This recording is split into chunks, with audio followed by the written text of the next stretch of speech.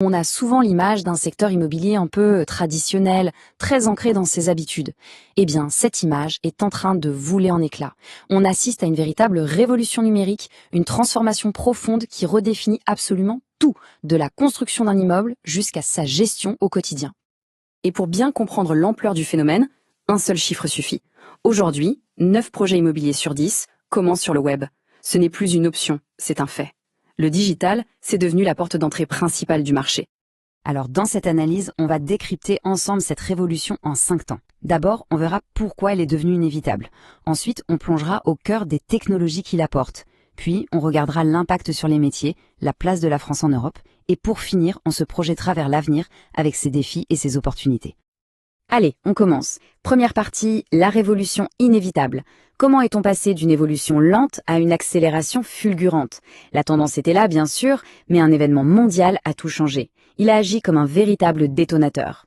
Mais avant d'aller plus loin, juste pour qu'on parle bien de la même chose, on entend partout le mot PropTech. Ça désigne toutes les innovations tech pour l'immobilier. Et sa petite sœur, c'est la ComTech, qui se focalise, elle, sur la construction. Le but ultime de tout ça, c'est de créer un fil numérique qui ne se casse jamais, depuis la première esquisse de l'architecte jusqu'à la vie du bâtiment.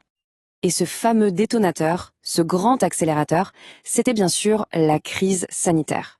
Du jour au lendemain, avec les confinements, les outils numériques ne sont plus devenus une option, mais une question de survie. Les visites virtuelles, la signature électronique, ce ne sont plus des gadgets, ce sont devenus des standards du marché. La preuve, s'il en fallait une, qu'un parcours client 100% digital est non seulement possible, mais viable. Bon, maintenant qu'on a le contexte, passons au moteur de cette révolution. Il y a 4 piliers technologiques majeurs. Et quand ils travaillent ensemble, leur effet est démultiplié. Ils sont en train de redéfinir la valeur même d'un bien immobilier. Ces 4 piliers, les voici. D'un côté, l'intelligence artificielle et le big data. De l'autre, l'Internet des objets, ou IoT, et les bâtiments intelligents. On a aussi la réalité virtuelle et augmentée. Et enfin, la blockchain et la tokenisation. Voyons concrètement ce que ça change. Pour faire simple, voilà l'idée. L'IA et le big data, c'est pour prendre des décisions plus justes basées sur des milliers de données. L'IoT, ça transforme un bâtiment en une véritable plateforme de services connectés. La VR et l'AR, ça réinvente complètement l'expérience client. Et la blockchain, eh bien, elle ouvre les portes de l'investissement immobilier au plus grand nombre. Prenons un exemple très concret, l'IoT dans un bâtiment. En ajustant intelligemment le chauffage, la lumière, la ventilation en fonction de l'occupation réelle, on peut réduire la facture d'énergie de 15 à 25%. C'est juste énorme, c'est bon pour la planète et c'est bon pour le portefeuille. Alors que l'IoT optimise la gestion, la réalité virtuelle, elle, révolutionne la vente. Et attention, ce n'est plus un gadget de geek, 78% des acheteurs adorent l'expérience. Pour près d'un quart des moins de 50 ans, une visite virtuelle peut même suffire à se décider. Là, on parle d'un vrai changement de mentalité. Passons maintenant à l'impact sur les personnes et sur l'économie. Parce que la tech, ce n'est pas que des outils.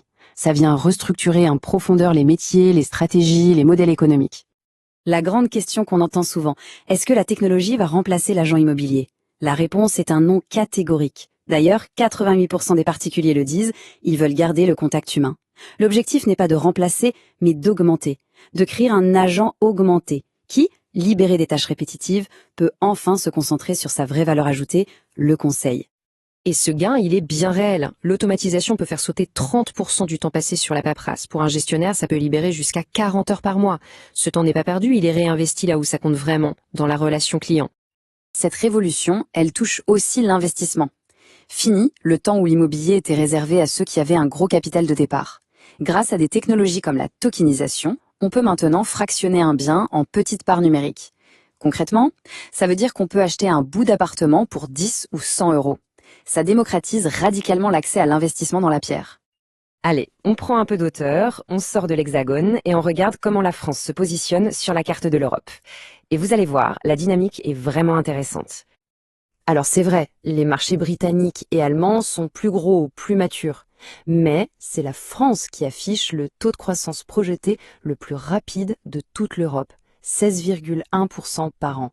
C'est le signe d'un écosystème qui est en pleine ébullition avec un énorme potentiel.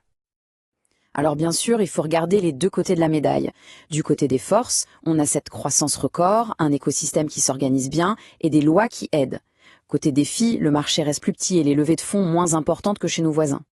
Et maintenant, tournons-nous vers le futur. La voie est tracée, mais elle n'est pas sans obstacles.